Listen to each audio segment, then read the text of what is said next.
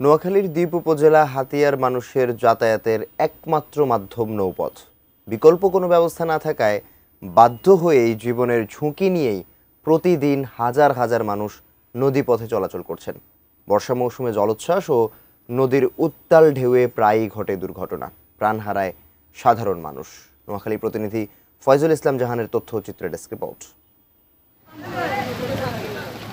৭.৫ লাখ মানুষের বসবাস নোয়াখালীর মূল ভূখণ্ড বিচ্ছিন্ন দ্বীপ উপজেলা হাতিয়ায়, আর তাদের যাতায়াতের একমাত্র মাধ্যম নৌপথ।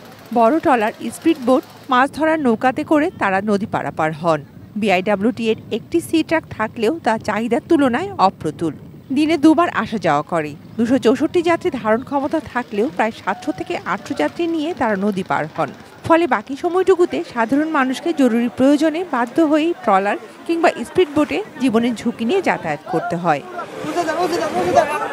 যান্ত্রিক ত্রুটি কিংবা অতিরিক্ত যাত্রী বোঝাই করার কারণে নদীর মাঝপথে কখনো কখনো এসব ছোট নৌযানের ইঞ্জিন বিকল হয়ে পড়তে হয় বিড়ম্বনায়। তাছাড়া দুর্যোগপূর্ণ আবহাওয়ায় পোহাতে হয় বেশি ভোগান্তি।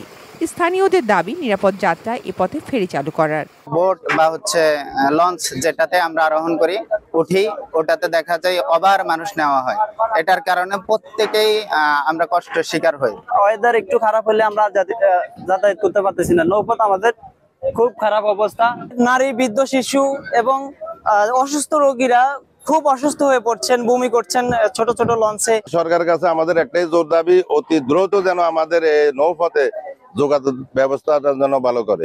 বিআইডব্লিউটি এর পক্ষ থেকে ফেরির আশ্বাস পাওয়া গেছে বলেও জানিয়েছেন এই কর্মকর্তা।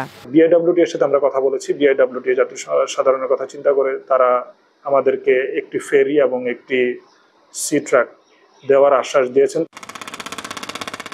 Shakil Aziz, desk report, ATN news.